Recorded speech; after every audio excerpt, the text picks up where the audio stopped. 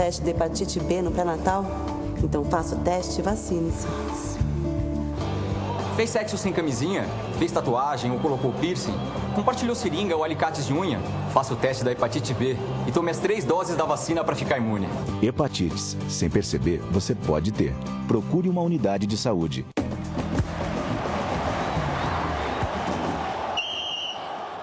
No Brasil, meninas e meninos sofrem muitos tipos de violência. E o pior é que muitos fingem não ver, não ouvir e se calam. Mas é só a gente jogar junto para virar esse jogo. Fique atento, proteja, denuncie. Entre em campo pelos direitos das crianças e adolescentes. Disque 100 ou procure o Conselho Tutelar. Governo Federal. TV Fortaleza, na Casa do Povo, a voz da cidadania.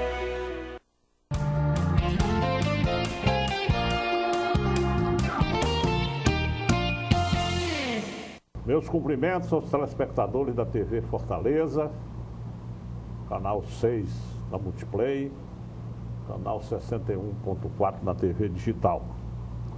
Sejam muito bem-vindos ao nosso programa, é uma alegria tê-los conosco. Dando prosseguimento à nossa série de entrevistas, que nós estamos realizando desde março de 2011, ou seja, nós já estamos com 3 anos e 4 meses. Vamos realizar hoje a entrevista de número 174. Para cá, para esse programa, vêm os principais empresários, os principais políticos e os principais profissionais do Estado. Todos eles pessoas do mais alto nível. Eu tenho hoje a grande alegria de receber no nosso programa, este programa que tem o apoio cultural do Hotel Passárgada, que é um hotel que fica na Chapada do Araripe, do Grupo São Benedito, do nosso amigo Silvio Rui, e da Ceará Autos, que é uma rede de oficina de primeiro mundo que nós temos aqui no Ceará, do grupo do nosso amigo Maurílio Menezes. Eu tenho a grande alegria de receber o meu grande amigo, uma das pessoas mais conceituadas aqui do Estado, um homem de alto nível, de cultura geral muito grande, Dr. Djalma Pinto. Dr. Djalma é, inclusive, especialista em direito eleitoral, mas é escritor, é hoje um dos palestrantes mais solicitados aqui do Estado, e eu tenho a alegria de recebê-lo hoje aqui. Dr. Djalma, satisfação muito grande em recebê-lo aqui no nosso programa.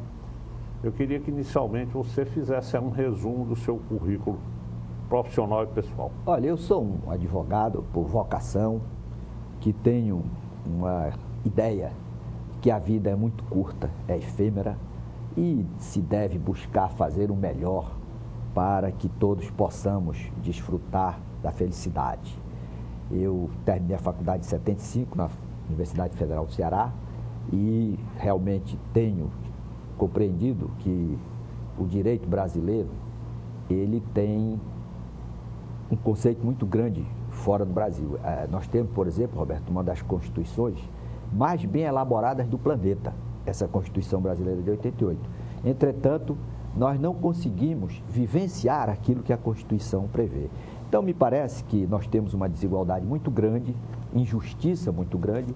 Então, precisamos, antes de ter essa juridicidade toda, essa propagação do saber jurídico, nós precisamos construir uma base social para que as pessoas possam usufruir os direitos, com a consciência de que é impossível a fruição de direitos por todos se cada um não tiver no seu coração o compromisso de cumprir o seu dever de respeitar o direito do seu semelhante. Você só pode falar em fruição de direito com a conscientização de cada um de cumprir o dever de respeitar o direito do outro. Então, eu estou nessa grande cruzada particular. Como você disse, tenho percorrido o Brasil, tenho ido em escolas de garotos, dos jovens, de crianças, para tentar fazer o que eu acho que é fundamental, que é uma revolução de mentalidade. Qual é a base dessa revolução de mentalidade? Conscientizar cada pessoa de que ela deve ter um compromisso com a realização da justiça como virtude. não fazer com o outro aquilo que ela não deseja que faça com ela. Então, a partir da conscientização pelas crianças e pelos jovens, nós poderemos ter uma sociedade livre, justa e solidária, como deseja a Constituição. Então, o meu grande desafio, eu sou entusiasmado, tenho escrito vários trabalhos, tenho percorrido realmente o Brasil e, para minha surpresa, essas minhas ideias estão sendo assimiladas agora e eu tenho certeza que só daqui a 50 anos é que elas frutificarão com mais intensidade. Eu já terei passado, mas levarei a conformação, a satisfação de ter a certeza de que o meu pensamento que eu exponho nos livros, nos debates por onde eu ando, que essas ideias prevalecerão um dia e o povo brasileiro será muito feliz aplicando esses conceitos de justiça, de solidariedade, de preocupação com o outro para uma sociedade feliz. Você plantou a semente, né? Você vai ficar convicto disso. Exatamente. Por exemplo... E que essa semente você está plantando. Exatamente. Por exemplo, há mais de 10 anos atrás, eu defendia que o cidadão, para ser um candidato, tinha que ter vida pregressa, compatível com o mandato. Diziam que eu era filósofo, sonhador. E depois, em 2010, nós tivemos a edição da chamada Lei da Ficha Limpa, que é a Lei Complementar 135. Então, esse trabalho que eu fiz lá atrás, que ninguém acreditava, realmente ele frutificou.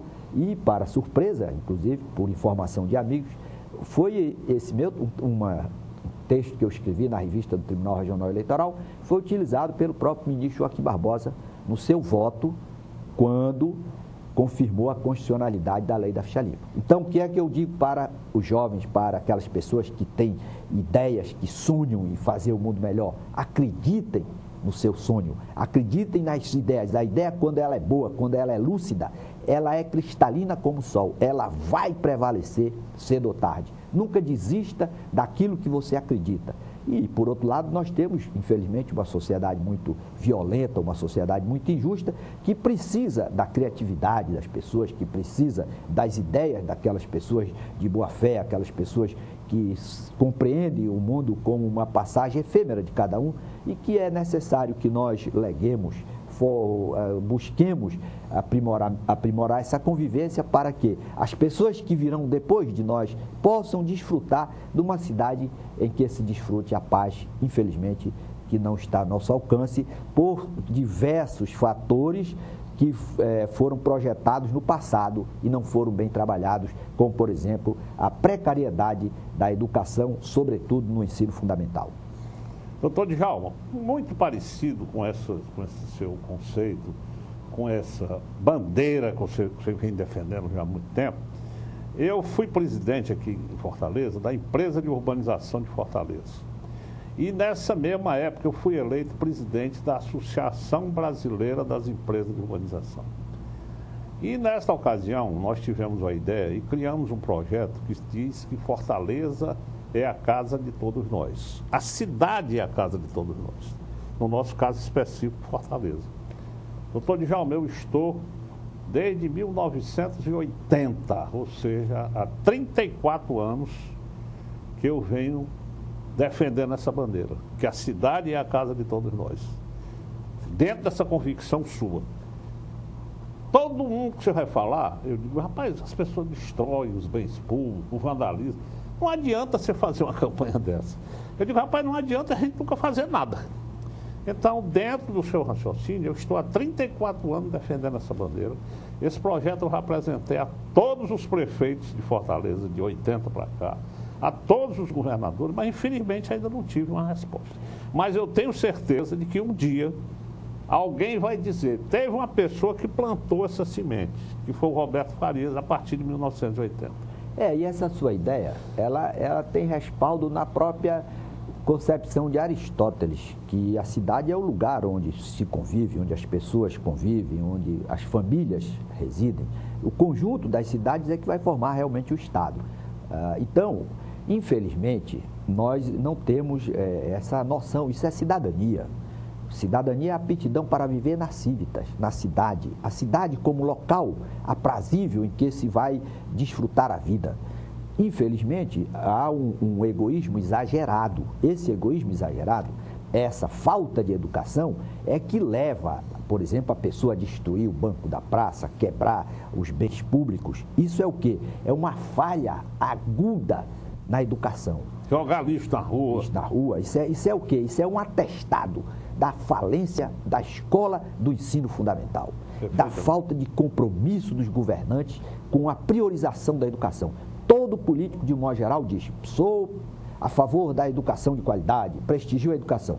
Mas eles não vão na escola do primeiro grau, não comparecem para saber como estão sendo educados os cidadãos, que amanhã serão os homens que conduzirão o destino da cidade. Então, essa falta de compreensão da importância desse seu projeto, da ideia de fazer a cidade melhor, limpa, aprazível para todos, isso é o principal ponto em que a nossa educação exibe a sua falha.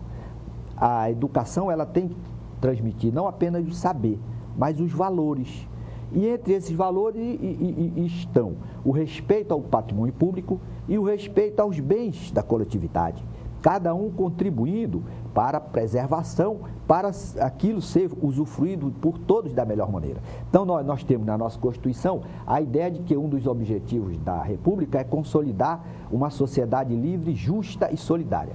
Mas, se nós não prepararmos as pessoas lá, enquanto crianças, para realmente terem a preocupação com o outro, terem a preocupação com a cidade, aí nós não vamos ter, infelizmente, Roberto, implementado esse seu projeto. Mas não desista, debata isso com educadores, com professores, que são eles as peças-chave para a modificação do status quo. Se nós quisermos efetivamente combater a violência de forma eficaz, nós temos que prestar atenção lá na escola do ensino fundamental. Por quê? Porque a criança de 0 a 7 anos, ela está formando a personalidade. Então, se o Estado brasileiro, se a sociedade, se os pais, a escola não tiverem essa preocupação com a formação dessas crianças, aí nós não vamos ter cidadãos, nós vamos ter predadores da cidadania, predadores da cidade. Perfeitamente. Doutor Djalma, o senhor já escreveu vários livros, inclusive o mais recente foi esse da Ética na Política. Eu queria que você falasse um pouco sobre os seus livros, principalmente sobre esse mais recente. Eu percebo o seguinte: por que eu escrevi? Porque eu achei que estava faltando alguma coisa para motivar o cumprimento da lei. O Brasil se caracteriza pela compulsão legislativa. O Brasil tem um acervo normativo exagerado. Entretanto, não há predisposição para o cumprimento da lei. Seja pela falta de educação para estimular a observância, seja pela falta de sanção, que a sanção, ela faz com que o cidadão seja obrigado, pelo medo de sofrê-la, a cumprir a norma. Infelizmente, o Brasil não tem essa característica do cumprimento da lei. As leis são feitas em profusão. Então, eu tentei, pelos meus textos, pelos meus trabalhos, aprimorar a interpretação da lei, torná-la acessível a cada cidadão, para que o direito fosse observado. Então, eu percebo, por outro lado, uma dificuldade nessa área de política, da compreensão da finalidade do Estado, da finalidade do mandato. Enfim, eu busco nesses meus livros, que procuro fazer bem acessível cada livro para o cidadão, eu busco transmitir essa ideia da finalidade do Estado, realizar o bem comum, realizar a justiça, dirimir os conflitos, produzir as leis. Por outro lado, o livro é caro. E esse meu último livro, Ética na Política, é um livro e-book, é um livro virtual, na amazon.com.br, que eu busco exatamente oferecer essas noções básicas que são necessárias para que o homem possa exercer o poder sem essa preocupação, Roberto, consigo. Infelizmente, nós temos uma distorção no exercício da política, que as pessoas, de um modo geral, só pensam no seu interesse, no interesse do grupo que colaborou com o seu acesso ao poder. Nós temos que mudar isso. Nós temos que compreender a política como um instrumento para servir a coletividade. E assim, então, nós teremos estadistas que terão o perfil de Nelson Mandela, símbolo para as gerações. Doutor Djalma, nós vamos pedir um intervalo de 1 minuto e voltaremos em seguida.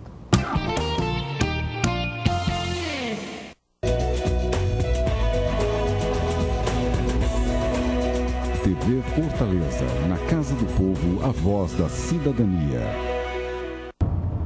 Uma bala separa mãe de filho, irmã de irmão, amigo de amigo. alguém de seu futuro. Mas agora, a luta contra a violência pode unir todos para não separar mais ninguém. Devolva, não use, não tenha. Tire uma arma do futuro do Brasil. Acesse entreguesuaarma.gov.br e saiba onde entregar. Ministério da Justiça, Governo Federal.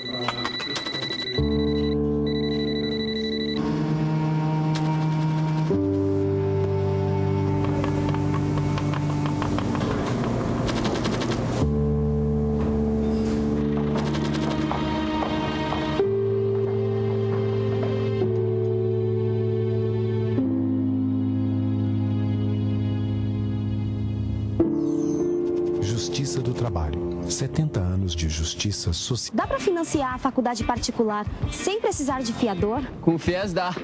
Agora, aluno com renda familiar de até um salário mínimo e meio por pessoa, bolsista do ProUni parcial ou aluno de licenciatura pode financiar o curso sem precisar de fiador. Com o FIES, Programa de Financiamento Estudantil, ficou mais fácil fazer o curso superior que você quiser. Informe-se no portal do MEC e faça a sua inscrição.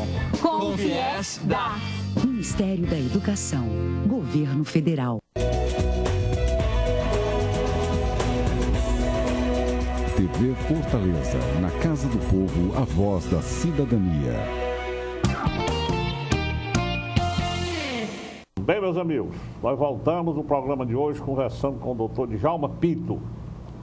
Doutor Djalma, eu queria que você falasse também, um pouco, no livro que você lançou, comentários sobre a lei da ficha limpa.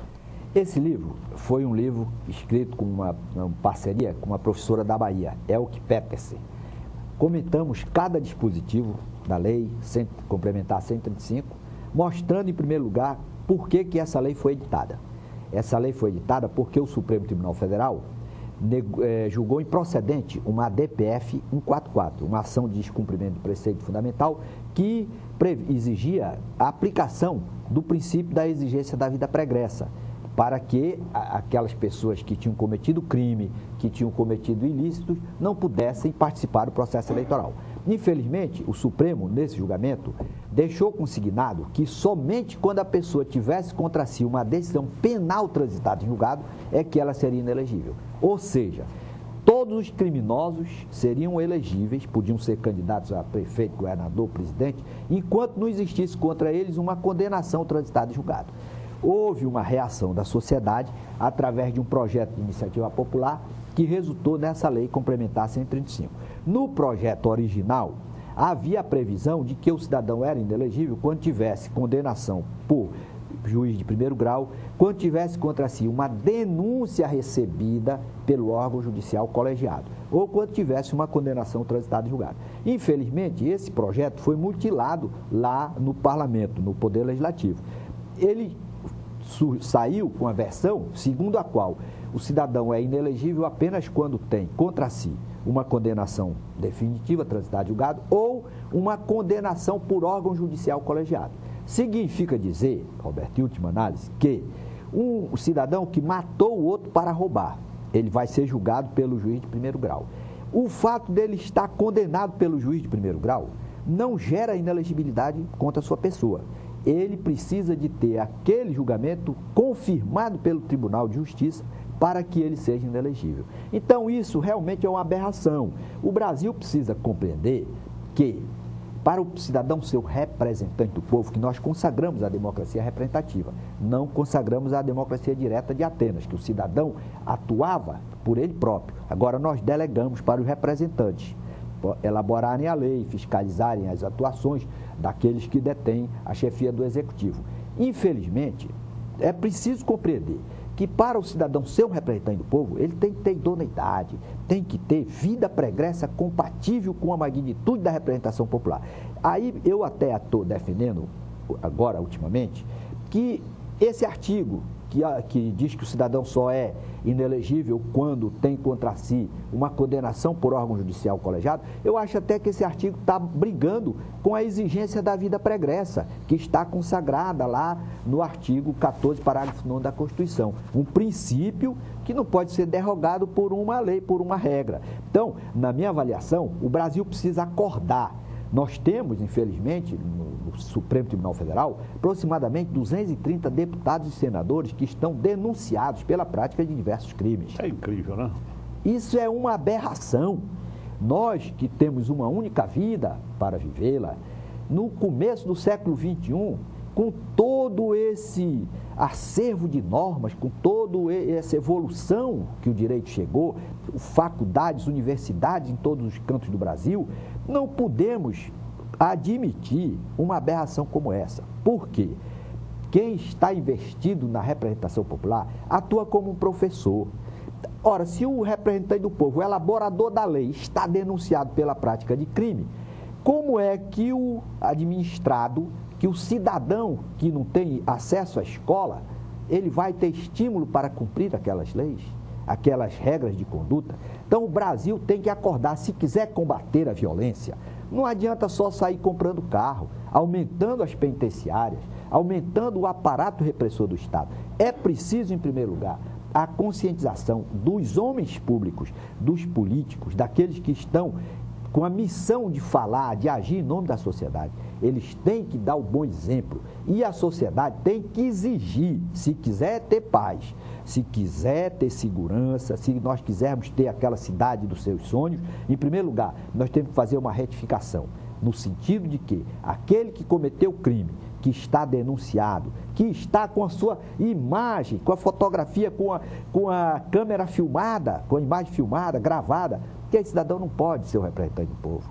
Ele tem o livre-arbítrio para fazer o que ele quiser, mas jamais para ser investido numa função tão relevante como o mandato eletivo. Doutor Djalma, hoje você é convidado praticamente em todos os estados do Brasil, aqui no Ceará, em várias cidades, para fazer palestras. Qual é o tema prioritário, qual é o tema que geralmente você é solicitado a falar? Olha, eu realmente tenho andado por várias cidades do Brasil, Rio Grande do Sul. Por exemplo, no Rio Grande do Sul, fui convocado para falar sobre as pesquisas eleitorais, que realmente é um tema seríssimo que o Brasil precisa também enfrentar. Os institutos, de um modo geral, manipulam as pesquisas, embora as pesquisas elas sejam obrigatoriamente registradas perante a Justiça Eleitoral, mas a Justiça Eleitoral não tem ingerência absolutamente nenhuma, não tem nenhuma fiscalização. Então, por exemplo, o cidadão apresenta no dia, na véspera da eleição, o candidato, o Instituto apresenta o candidato como quarto, quinto lugar. Quando abrem-se as urnas no outro dia, o cidadão está em segundo, terceiro lugar. Ele foi assassinado, teve a sua candidatura assassinada pelos órgãos que, ou por ineficiência, ou por má fé, seja lá por que for. Esses institutos prejudicam candidaturas. Nós temos casos no Brasil, em Manaus, casos em Fortaleza, na última eleição de prefeito. Então, eu estudei profundamente, inclusive nesse livro, Comentários à Lei da Ficha Limpa, dedico várias páginas a esse debate, mostrando com base em pessoas autorizadas, professores da Universidade de Nova York, da Universidade de Yale, mostrando que a pesquisa, ela não pode passar de 3 pontos a margem de erro. Quando uma pesquisa apresenta a margem de erro acima, o erro na pesquisa é acima de 3 pontos percentuais, é porque o instituto responsável tem que apresentar uma explicação. Qual foi o fato bizarro, qual foi o fenômeno, o que foi que aconteceu de inusitado entre a realização da pesquisa e a constatação da eleição, a realização da eleição, que foi que motivou aquela mudança de intenção ou aquele fato que gerou aquela divergência com a margem de erro. O que é que nós percebemos? Que tem pesquisa que a margem de erro é de 2 pontos percentuais, 3, e o erro é de mais de 8 pontos percentuais. No caso aí, tem caso até de 20 pontos percentuais. Isso é uma aberração, isso é uma agressão à ciência.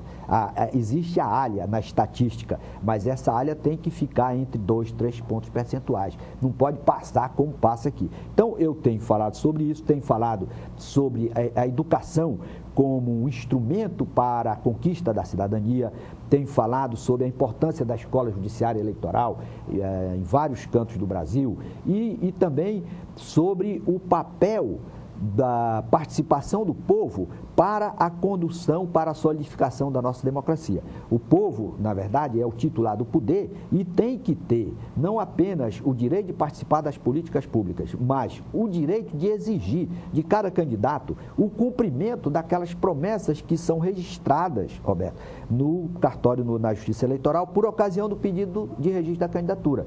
Cada cidadão precisa compreender que o candidato ao governo, à prefeitura ou à presidência da República, ele é obrigado, quando ele faz o pedido de registro, a registrar, apresentar à Justiça Eleitoral o seu projeto, o seu programa de governo.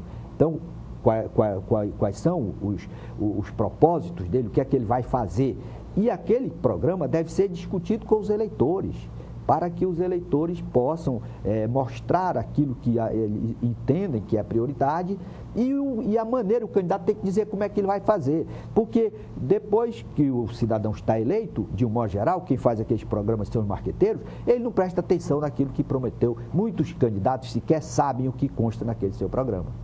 E é isso que eu tenho buscado demonstrar, dialogando nas universidades, para construir uma nova mentalidade do político voltado com o compromisso de servir a sociedade, de dar espaço para a formulação de políticas públicas, mostrando, por exemplo, que nesses protestos que ocorreram no ano passado, uma das razões era a completa falta de sintonia entre representantes e representados. Nós temos que realmente fazer uma interação entre os homens públicos que representam o povo e os cidadãos para serem ouvidos. Nós temos que criar um canal de intercâmbio para que o cidadão não se sinta desprestigiado ou sem considerar ninguém como seu representante, que isso é muito grave para a democracia. Outro ponto também que tenho buscado abordar é a necessidade de solidificação do partido político. Nós precisamos mudar esse modelo. O cidadão vende a legenda do partido, isso é uma coisa muito grave. Por quê? Porque não existe democracia sem partido político. E, por outro lado, não existe candidatura sem vinculação, sem filiação partidária. Ora, na medida em que o partido não tem nenhuma sintonia com a sociedade, aquela cúpula do partido decide da maneira como é que vai escolher os candidatos, sem nenhuma oitiva, sem nenhuma relação com os eleitores, nós temos que avançar, permitir, por exemplo, candidaturas avulsas, que eu já estou defendendo. O cidadão como é que ele vai se filiar num partido que vende a legenda? Então, tem que assegurar o direito, nós estamos numa soberania popular, de cada cidadão poder se apresentar como candidato, expor as suas ideias e, então, participar democraticamente do processo eletivo. Os partidos hoje valem pelo tempo de televisão, né? Esse é o problema, inclusive de forma injusta e desigual. O partido, conforme o número de deputados que ele tenha na Câmara Federal, ele vai ter uma quantidade de tempo maior no programa eleitoral.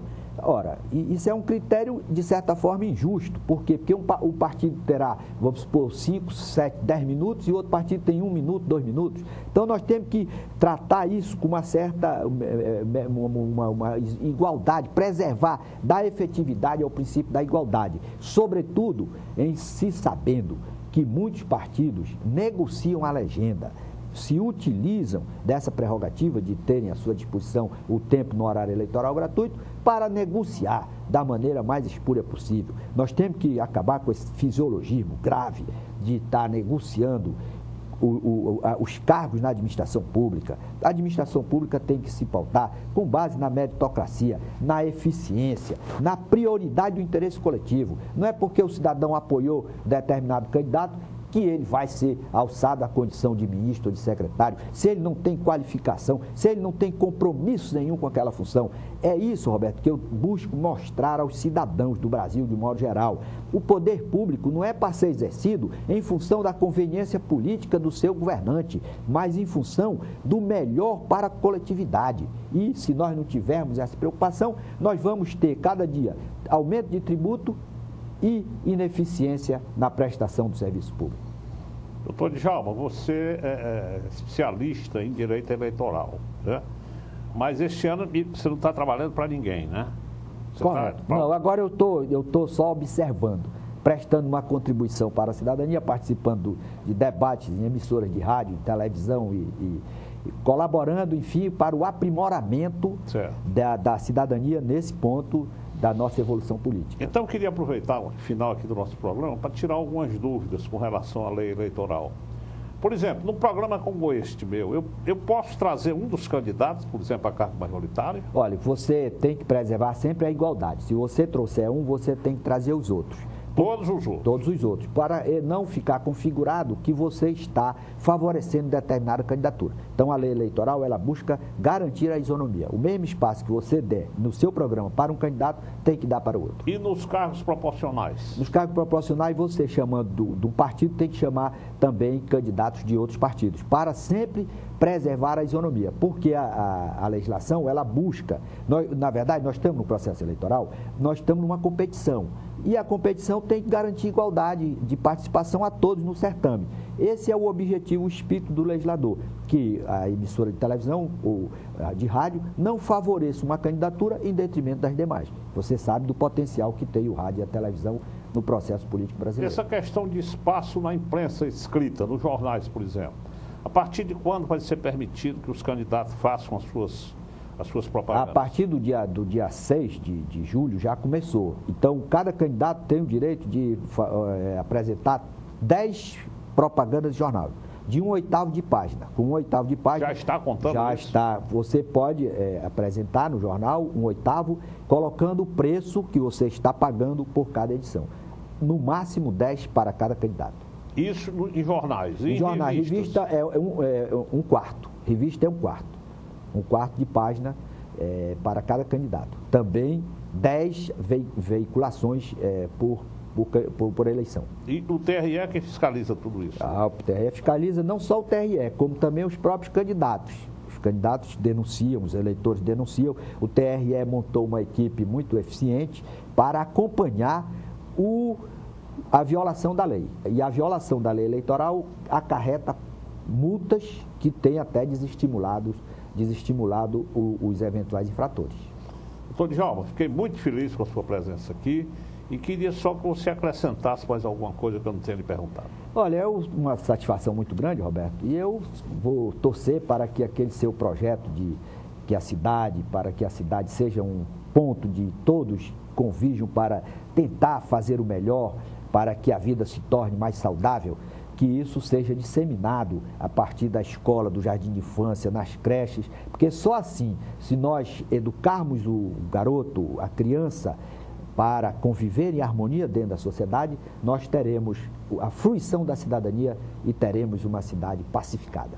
Djalma, esse projeto nosso, que eu há 34 anos luto por ele, um dos itens que eu falava nisso era as empresas adotarem as praças. A partir de agora estão adotando uma parte desse nosso projeto. Nada mais justo do que uma empresa que tem a sua sede em frente ou próximo adotar aquela praça. Corretíssimo. Isso é um dos itens do nosso projeto. Corretíssimo. Parabéns aí pela iniciativa. Doutor Djalma, muito obrigado aqui pela sua presença. Fiquei muito feliz de você ter vindo aqui. Você é uma pessoa realmente de alto nível, uma pessoa que há muito tempo tenta conscientizar justamente a população, a comunidade, a juventude, para justamente a gente tentar mudar um pouco essas coisas que existem e que precisam ser mudadas. Aos telespectadores, muito obrigado pela audiência. Este foi o programa de número 174 da nossa série de entrevistas, que vai ao ar no domingo às 19 horas, reprisa segunda-feira às 7h30 da manhã, reprisa na quinta-feira às 14 horas, na sexta-feira às 20 horas. Nós vamos colocar no YouTube essa entrevista nossa aqui com o doutor Djalma Pinto, para todo mundo, e vamos dar para ele também uma gravação desse DVD para que ele possa apresentar aos seus companheiros, aos seus amigos. A todos vocês, muito obrigado pela audiência. Esse programa que teve o apoio cultural do Hotel Passárgada, um hotel do Grupo São Benedito, do nosso amigo Silvio Rui, e do Ceará Autos, que é uma rede de oficina de primeiro mundo do Grupo Maurílio Menezes. Muito obrigado a todos, um grande abraço e até a próxima semana.